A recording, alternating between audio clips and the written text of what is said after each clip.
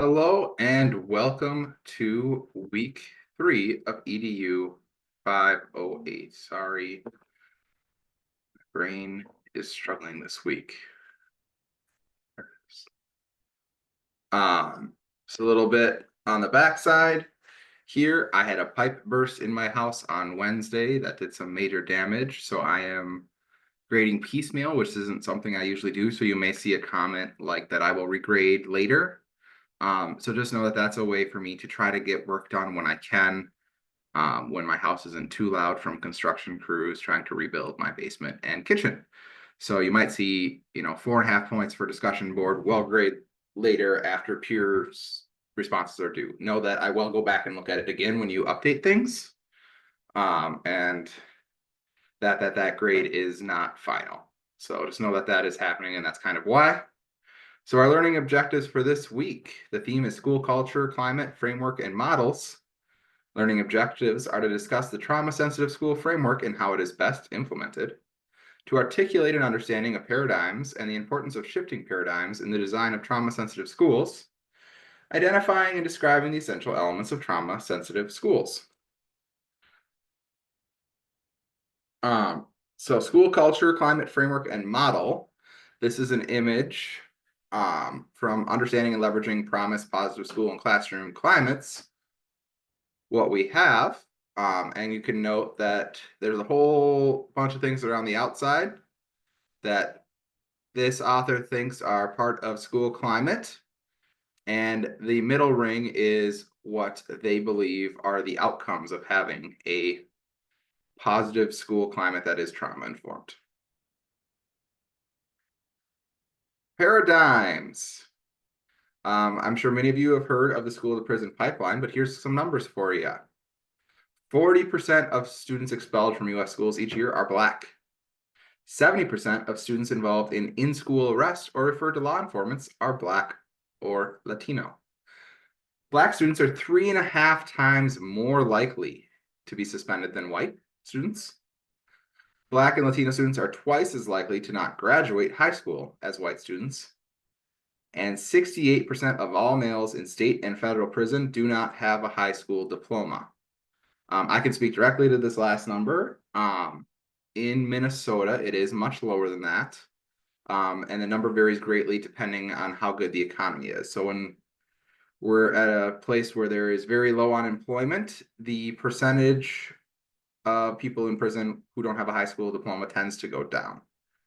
There is a direct correlation between high unemployment and a higher percentage of students in prison or people in prison who don't have a high school diploma. That is from personal experience. That is not, I am not quoting anybody there. That is just from my own experience. Right now in Minnesota, I think we're around 16% or so don't have a high school diploma. And then I've seen us as high as 30. All right, 59% of students disciplined 11 times or more did not graduate. Students suspended or expelled twice, suspended or expelled students, are twice as likely to repeat a grade. And in contrast, only 5% of students with no disciplinary involvement were held back. So you can see how much suspensions and expulsions not only impact students graduating, but also have a high chance of impacting students' later justice involvement. So a couple of quotes from What Happened to You by Dr. Bruce Perry and Oprah Winfrey. Science gathers knowledge faster than society gathers wisdom, and many policy recommendations are made with good intentions, but with minimal understandings of the developmental needs of children. Going back to when this was written, this was very likely a response to No Child Left Behind. And the focus on test scores for funding. So resilience is not an innate quality, but a potential that requires healthy relationships. It cannot flourish in recreational and emotional starvation. Therefore, caregiving and parenting quality really matter for the child's well-being. This week, we are really focusing in on Jen Alexander's book. Essential 1 is to help students feel safe. To help students feel connected is Essential 2. Essential 3 is to help students get regulated, and Essential 4 is to help students learn. These essentials of trauma-informed schools will come back in later assignments, and I think even in later classes. So they're a good thing to take note of and really focus in on what we're reading from that book. This week's activities. There are 3 chapters and 1 article. There are 2 videos. One is 25 minutes and the other one is 10 minutes. And I'm trying to keep this video as short as possible with that in mind. And then we have discussion board prompts. So this one here, we have episode 47 from Dr. Bruce Perry's Trauma Informed Educators Network. That is a podcast. You can listen to the whole podcast if you want, but the required listening begins at minute marker number 56 to the end. And then please respond to these questions. Our paradigms, which are the way we view things or people, impact our responses to students, their behaviors, and learning needs. In what ways are paradigms helpful, and in what ways are they a detriment in education systems for students? What paradigm shifts did the 3 schools recognize as critical to student success? How do you determine whether or not you have the correct view or lens when working with your students? And what is the importance of shifting paradigms in the design of trauma-informed schools? What paradigm does Dr. Bruce Perry suggest we reevaluate, and what is your response to his perception? Dr. Perry also recognized educators. Your response? So try to write down what you're thinking as you're listening. There are a lot of questions to get to, so try to keep them in that order if you can. Remember to cite this podcast and provide feedback to at least 2 cohort colleagues. Select one of the essentials noted in Chapter 6 of our course textbook and expound on the key components to promote student success. What paradigms may currently exist that require a trauma-informed school, teachers, administration, staff, community to shift? And how would you as the leader ensure that change for all the benefit of all students? Make sure you use scholarly sources to support your responses. In-text citations and a reference are required for this. So please begin your post by stating which essential you have selected. Is it going to be to help students feel safe, to help them be connected, to get regulated, or to learn? And remember to dialogue with at least 2 cohort colleagues.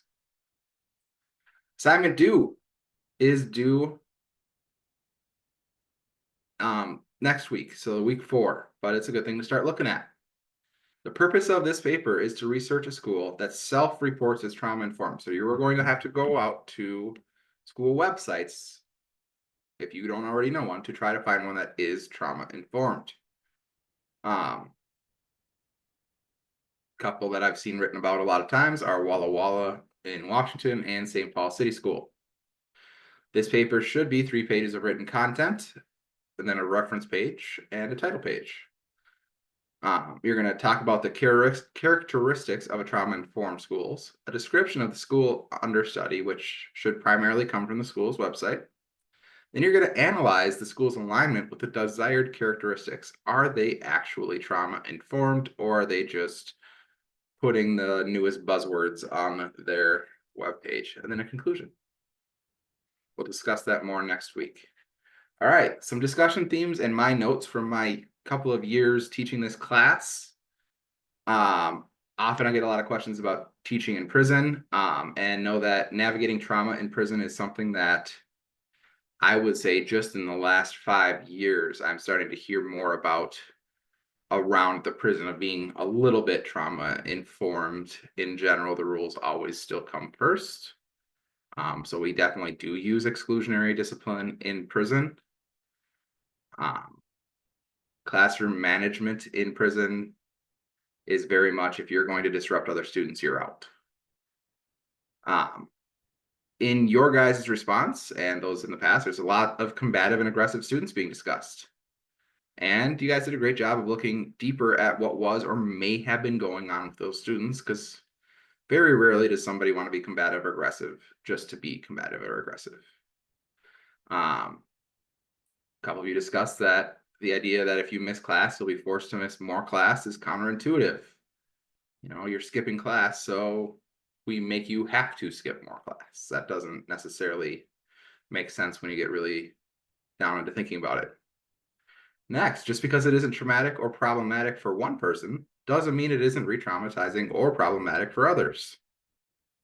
For example, taking away recess from elementary students. There may be those that don't mind at all, and there may be others who have had physical activity and such taken away from them at home that can be very re-traumatizing and problematic for. Talking about big T trauma versus little T trauma. This is a note I want to add. Probably 10-ish years ago in the field, this used to be very common that we would talk about big traumas and little traumas. Trauma with a big T or trauma with a little t, depending on how bad we thought it was. We don't do this anymore. Trauma is trauma. We don't try to measure how bad the trauma is. We just try to help the students or humans deal with the trauma that they feel.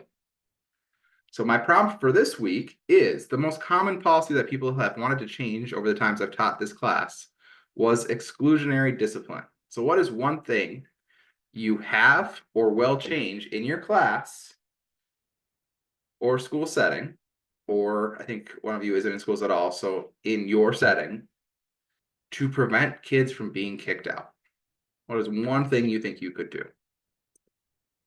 Otherwise, have a great week. I hope spring comes early for all of us, and I look forward to seeing all of your work.